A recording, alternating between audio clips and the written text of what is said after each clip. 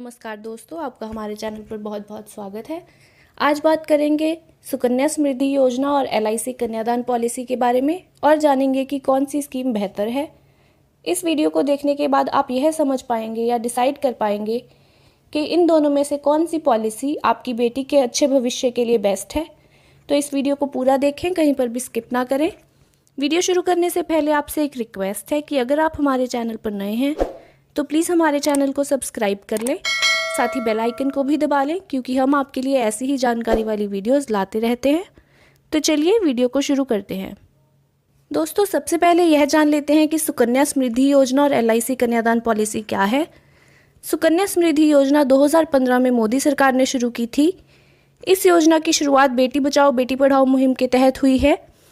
इसमें आप अपनी बेटी के लिए किसी भी पोस्ट ऑफिस या बैंक में सुकन्या समृद्धि अकाउंट खुलवा सकते हैं और हर महीने अपनी सेविंग के हिसाब से इस अकाउंट में पैसे डाल सकते हैं। मैच्योरिटी के बाद आप इन पैसों का इस्तेमाल अपनी बेटी की पढ़ाई और उसकी शादी के लिए कर सकते हैं।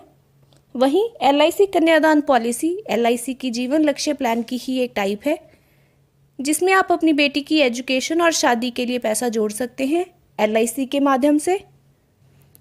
इस स्कीम में बेटी के पिता अपने लिए एक एलआईसी पॉलिसी खरीद सकते हैं और इस पॉलिसी का पैसा अपनी बेटी की पढ़ाई और शादी के लिए यूज़ कर सकते हैं। दोस्तों, दोनों स्कीम्स में सबसे पहला डिफरेंस ये है कि सुकन्या समृद्धि योजना में आपको अपनी बेटी के नाम पर अकाउंट खुलवाना होता है और 18 साल की होने के बाद वह इस अकाउंट को खुद से संचालित कर सकती है। वहीं एलआईसी कन्यादान पॉलिसी में बेटी के पिता के नाम पर पॉलिसी होती है, यानी वही प्राइमरी अकाउंट होल्डर रहते हैं। इसके अलावा सुकन्या समृद्धि योजना में आप एक बेटी के नाम पर एक ही अकाउंट खुलवा सकते हैं। वही एलआईसी कन्यादान पॉलिसी में ऐसी कोई भी लिमिट नहीं है। आप अपनी इनकम के हिसाब से जितनी पॉलिसीज चाहें उतनी करा सकते हैं अपनी बेटियों के लिए। दोस्तों, अगला डिफरेंस है एज लिमिट का। सुकन्या समृद्धि योजना में आपकी बेटी की उम्र 10 साल से कम होनी चाहिए अकाउंट खुलवाते समय, तभी आप सुकन्या समृद्धि योजना का लाभ ले सकते हैं। वहीं एलआईसी कन्यादान पॉलिसी में ऐसी कोई एज लिमिट नहीं है। इसमें आपकी बेटी की उम्र 1 साल से ज़्यादा होनी चाहिए। वहीं पिता की उम्र 18 से 60 साल के बीच में होनी चाहिए और आप कन्यादान पॉलिसी का लाभ ले सकते हैं। दोस्तों, आगे बात करते हैं कि आप 1 साल में कितना पैसा इन पॉलिसीज़ में डाल सकते हैं। दोस्तों, अगर बात करें सुकन्या समृद्धि योजना की, तो आप इसमें 1 साल में 1.5 लाख रुपये से ज़्यादा पैसे नहीं डाल सकते।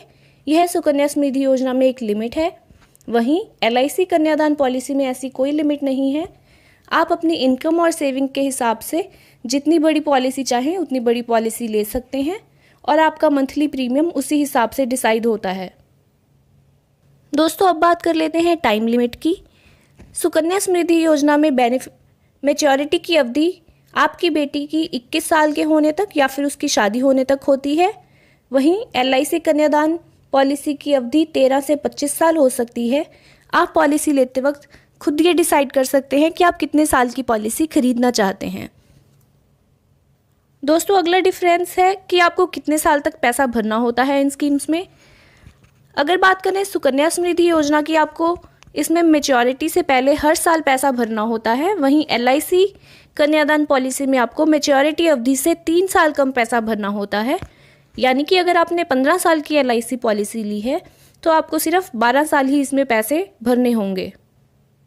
दोस्तों, सुकन्या समृद्धि योजना में आपको किसी भी तरह के लोन लेने की सुविधा नहीं मिलती है। वहीं एलआईसी कन्यादान पॉलिसी में आपको अपनी पॉलिसी के अगेंस्ट लोन लेने की भी सुविधा मिलती है। अगर आपकी पॉलिसी खुले को 3 साल का समय हो गया है और आप 3 साल से लगातार प्रीमियम भर रहे हैं तो आप अपनी पॉलिसी के अगेंस्ट लोन ले सकते हैं अगर आपको कभी भी भविष्य में ज़रूरत पड़ती है। दोस्तों, अगर बात करें इंटरेस्ट रेट की, तो सुकन्या समृद्धि योजना का इंटरेस्ट रेट 8.6% प्रति वर्ष है। वहीं एलआईसी कन्यादान पॉलिसी में आपको 7% का इंटरेस्ट रेट मिलता है। दोस्तों, आगे जानते हैं कि सिक्योरिटी और रिस्क कवर इन दोनों स्कीम्स में किस तरह है।